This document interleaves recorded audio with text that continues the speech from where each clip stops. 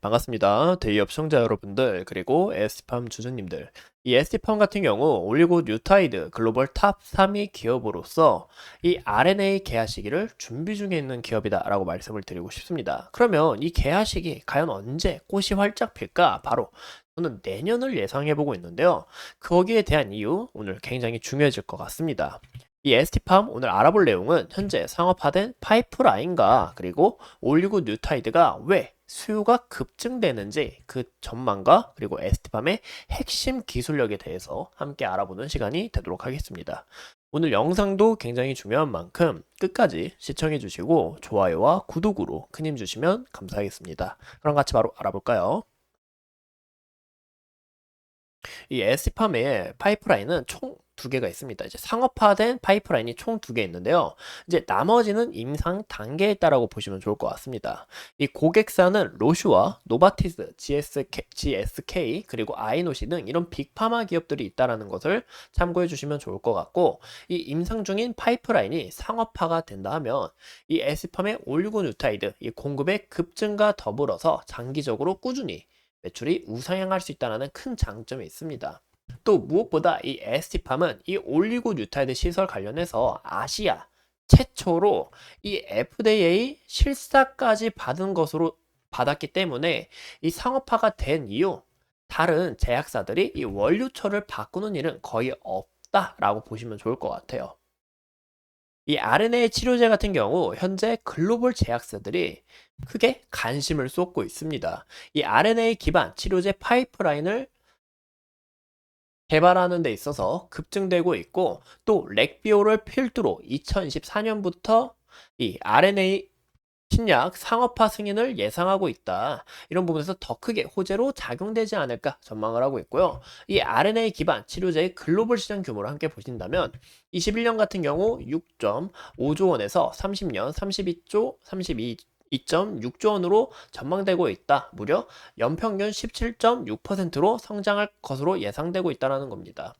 즉, 이 RNA 치료제는 올해 개화가 서서히 되면서 이 개화기가 25년 전후이고 아직 시작도 안 했다라고 보시면 좋을 것 같아요. 또한 많은 현재 제약사들이 이 RNA 치료제 개발에 있어서 크게 관심을 쓰고 있는 만큼 이 상업화가 될 시 이 연간 치료제 생산량이 더 급증한다라고 보시면 좋을 것 같습니다. 이 수요량 급증도 제가 상세하게 이야기를 드릴게요. 왜 이 부분이 중요한지. 무엇보다 현재 이 바이오 시장에서는 비만, ADC, 알츠하이머가 너무 주목된 상황입니다. 하지만 이 RNA 쪽도 이 빅파마들이 꾸준히 투자를 하고 있는데요. 이 특히 로슈와 엠나일란이라는 고혈압 치료제가 있는데, 여기에 있어서 보이시는 것처럼 이 질레 배실한 라이선스 아웃이 있었습니다. 근데 이 규모가 이제 7조에서 이 8조 정도의 딜이 있었어요. 이 배시라는 좀 발음하기 어려운데, 이 고혈압 치료제로 이제 기존 임상에서 1년에 2회 주사로 이 수축기 혈압을 15mm 밀리그램으로 감소를 했습니다. 그만큼 영향력이 굉장히 크다라고 볼 수가 있고, 이 고혈압 치료제의 이 게임 체인저가 될 확률이 높다라고 볼 수가 있어요. 이 고혈압 치료제 같은 경우 이제 먹는 알약이 대부분이고, 이 80%의 환자는 혈압 관리를 못 합니다. 근데 1년에 주사 딱 두 번만 맞으면 이 혈압 관리가 되다 보니까 이런 부분에서 게임 체인저 약으로 성장할 수 있다. 그리고 전 세계 고혈압 환자 수는 약 13억 명에 해당합니다. 우리나라는 이제 1000만 명 정도 되는데요. 이 질레 배시란이 출시가 된다 하면 비만 치료제만큼은 아니더라도 혁신적인 치료제 등장에 있어서 수요가 급증하게 되지 않을까 예상을 해보고 있는 거죠. 올해 임상 3상에 진입을 하고 2026년 3상에 대한 결과가 나올 예정인데요. 그만큼 이 RNA 플랫폼을 적용한 기술들을 좀 지속적으로 개발하고 있고, 많은 빅파마들이 크게 신경을 쓰고 있다라고 보시면 좋을 것 같습니다.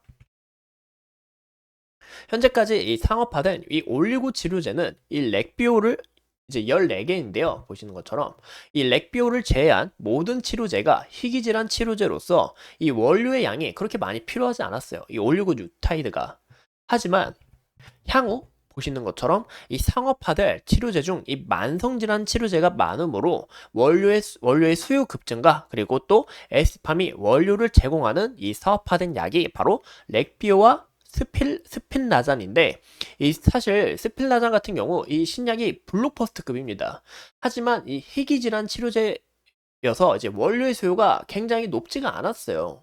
이 걸릴 사람들만 걸리니까, 걔는 굉장히 이제 소수만 걸리니까 이런 부분에서 수요가 높지 않았는데, 이 렉비오 같은 경우 시장 점유율이 서서히 올라오고 있고, 제가 이 수치는 제가 다음 시간에 왜 에스티팜이 CDMO로서 더 집중이 되는지 이 내용과 함께 또 설명드릴 예정이고요. 2026년에는 이 에스티팜이 원료를 제공하는 이 상업화 신약이 7개에서 8개로 증가할 예정이다라고 보시면 좋을 것 같습니다. 이 대부분 또 만성질환 약이기 때문에 보시는 것처럼 이 원료 수요가 급증할 거다 예상을 하고 있고, 이 519 치료제 시장은 성장하는 데 있어서 이 치료제의 원료를 공급해 줄 수 있는 회사가 유일하게 독보적으로 3개라고 보시면 좋을 것 같습니다.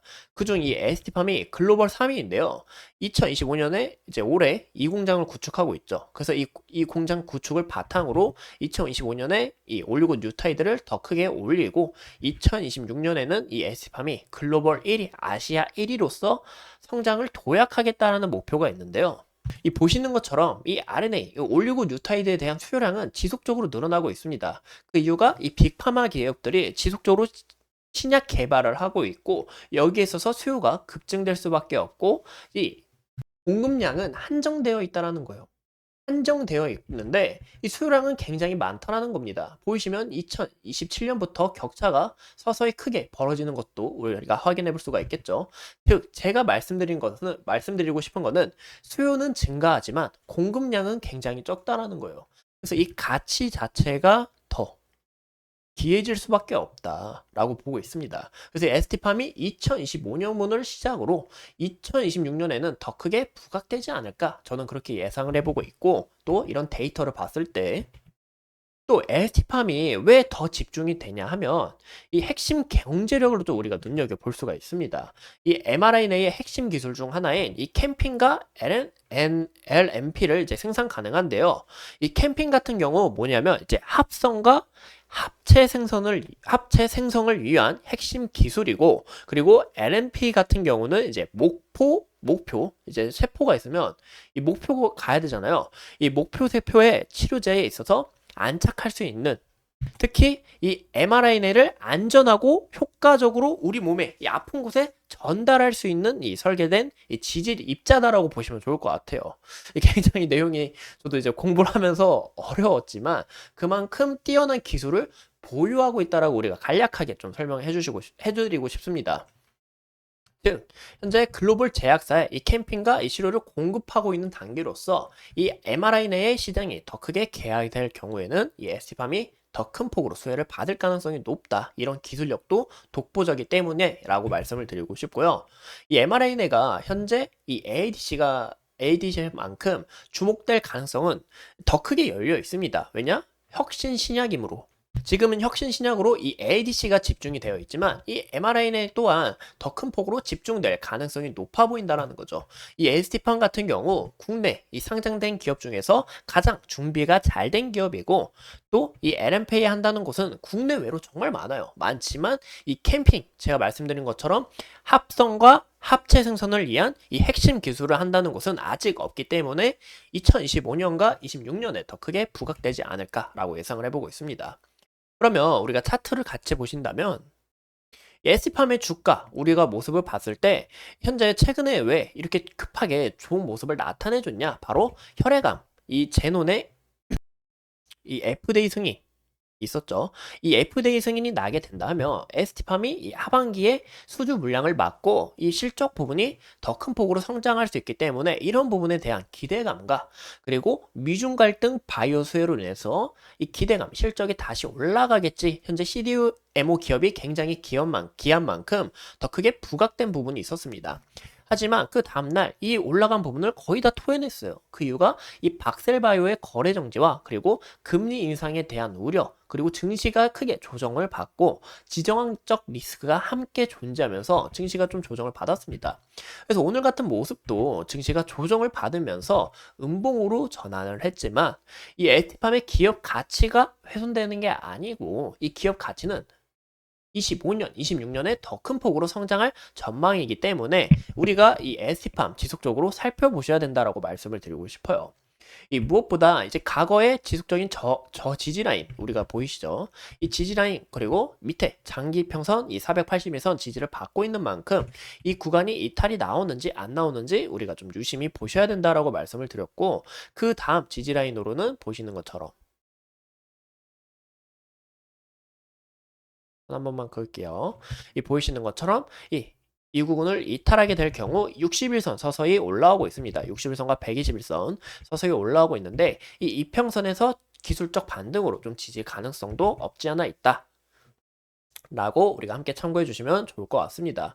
현재 구간에서 과거의 지속적인 지지 라인이 아마 저항 라인으로 작용하지 않을까라고 예상을 해보고 있는데요. 이 구간을 다시 한 번 더 돌파하게 될 시 크게 우상향하는 그림을 나타내주지 않을까 예상을 해보고 있습니다.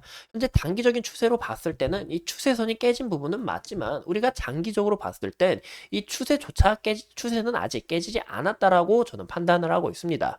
어디까지나 이 차트를 보는 눈은 사람마다 다르기 때문에 또 현재 수급 현황을 보신다 하면 기간의 지속적인 매수세와 그리고 외국인도 죄송합니다. 지속적인 이 매수세가 들어왔다는 부분과 그리고 연기금의 매수세도 지속적으로 이어지고 있다. 그만큼 이 에스팜의 기업 가치가 곧 증명되지 않을까 저는 예상을 또 해보고 있습니다. 또 워낙 이 기관과 외국인, 연기금에 대한 이런 정보가 저희보다 좀 더 빠르기 때문에 이런 부분도 우리가 참고해 주시면 좋을 것 같아요.